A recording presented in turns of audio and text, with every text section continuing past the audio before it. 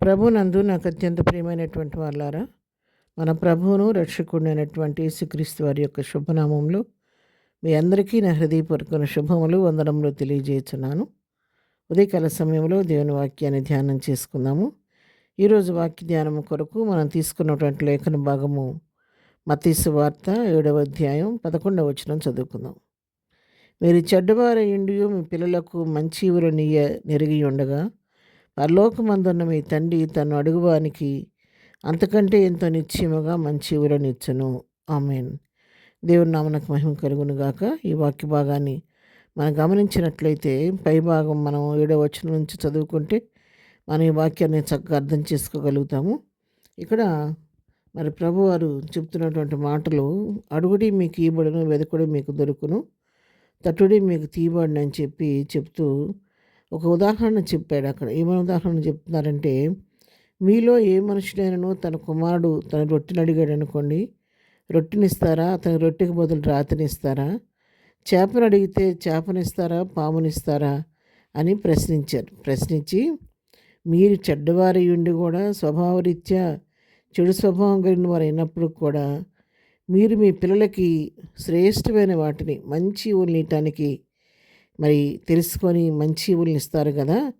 మరి మీరు చెడ్డవారయ్యుండి కూడా మీ పిల్లలకు మంచి ఇవ్వాలని మీరు ఎట్లా ఆశపడుతున్నారో, పరలోకమందున్నటువంటి మీ తండ్రి ఆయన మరి నిశ్చయంగా తను అడుగుతున్న వారికి అంతకంటే నిశ్చయంగా మంచి ఈవులను ఇస్తాడు అనే సత్యాన్ని ఇక్కడ తెలియచేస్తూ ఉన్నాడు. అవును ప్రియరా, ఈ లోకంలో తల్లిదండ్రులైనటువంటి వారు బిడ్డల విషయంలో ఎంతో ప్రేమ చూపిస్తూ ఉంటారు, శ్రద్ధ చూపిస్తూ ఉంటారు.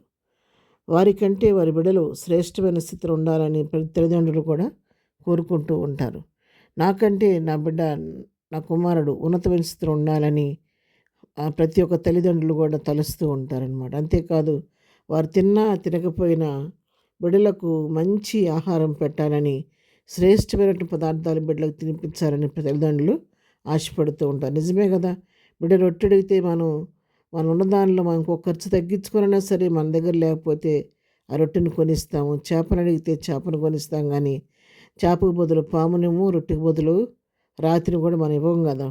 మరి మన స్వభావాలు మంచివి కాదు. ఎందుకంటే మానవ స్వభావం బాల్యం నుంచి చెడ్డదని వాక్యం సెలవిస్తుంది. మనం చెడ్డ స్వభావం కలిగిన వారు అయినప్పుడు కూడా మన బిడ్డల విషయంలో అంత శ్రద్ధ చూపించి కష్టమైన నష్టమైన మనం మానుకొనైనా మన బిడ్డలకు శ్రేష్టమైన వాటిని ఇవ్వటానికి ప్రయత్నిస్తూ ఉంటే, మీరే మీ బిడ్డలను అంత ప్రేమిస్తే నేను మిమ్మల్ని ప్రేమించనా?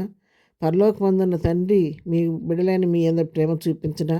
మీరే శ్రేష్టమైన వాటిని బిడ్డల కొరకు సిద్ధమర్చిస్తుంటే మరి పరలోకం మీ తండ్రి ఇంక మరి నిశ్చయంగా మీకు శ్రేష్టమైన నీవు ఇస్తానని చెప్పి సత్యాన్ని ఇక్కడ తెలియచేస్తున్నావు. అవును ప్రియారా, ప్రభువుని నమ్మిన బిడ్డలకు ఆయన ఎన్నడూ విడిచిపెట్టే దేవుడు కాదు.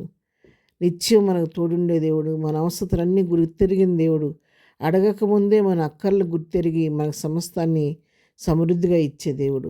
సింహం పిల్లలైనా లేమి కలవై ఆకలిగా ఉంటే కానీ తన ఎందు భయభక్తులు వారికి ఆయన లేమనేది రానివ్వకుండా వారిని సమృద్ధితో వారిని నింపుతూ ఉంటాడు.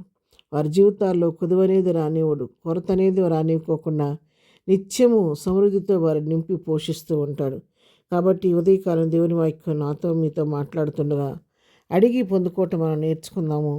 ప్రభు యందు విశ్వాసిద్దాము. నిజమే, నేను తల్లిదండ్రులైన మేమే మా బిడ్డలు ఎంత ప్రేమిస్తుంటే నా పరలోకపు తండ్రి నాకెందుకు ఇది ఇవ్వడు అని మనం కూడా ఏ విషయం కొరకైతే మనం ఎదురు చూస్తున్నామో, ఏ విషయాల కొరకైతే మనం ప్రార్థిస్తున్నాం, వాటిని అడుగుతున్న వాటిని పొందుకున్నామని నమ్మి నేను నా బిడ్డను ప్రేమించిన అంతకంటే ఎక్కువగా నా పరలోకపు తండ్రి నన్ను ప్రేమిస్తున్నాడు. కాబట్టి నేను చేస్తున్న మనమే నా తండ్రి ఆలకిస్తాడు, నాకు తప్పకుండా ఇస్తాడు అని విశ్వాసంతో ప్రభు వైపు చూసి ప్రభు దగ్గర నుంచి కార్యాలు పొందుకొని ప్రభు కృపలో బలపడి ముందుకు సాగిపోదాం. ప్రార్థన. ప్రేమగలిగిన తండ్రి, పరిశుద్ధుడా, నీ పాదములకు వందనాలు నాయనా. మరి ఆయన మేము చెడ్డవారమై ఉండి కూడా మా బిడ్డలకు మంచి ఊళ్ళని ఇస్తున్నాము. మీరు పరలోకమందు నీవు మరి నిశ్చయంగా మాకు మంచి ఉంటూ శక్తి కలిగిన దేవుడు ఇస్తున్నందుకు నీకు వందనాలు తండ్రి. ప్రభా, ఉదయకాలం వాక్యం ప్రతి బిడ్డ జీవితంలో ఏ కొరతున్నా మీ కృప మా దేశంలో తీర్చండి. ఇదనం మేము చెవి పని పాటలో తోడుగుండండి, రాకపోకలో క్షేమం దయచేయండి. ఇదనం బర్త్డే మ్యారేజ్ చేసుకున్నప్పుడు నన్ను దీవించండి, ఆశీర్వదించండి. ప్రతి వారి అవసరాలు మీ నామంలో తీర్చి బలహీనలను బలపరచండి, దుఃఖంలో ఉన్న వారిని ఓదార్చండి. అన్ని విధాలు సహాయం చేసి మహిమ తెచ్చుకోమని యేసు నామములో ప్రార్థించడిగి పొందుకొని ఉన్నాము తండ్రి. ఆమెన్. ప్రభు కృప సదాకాలం అందరికీ తోడే నడిపించునుగాక. ఆమెన్.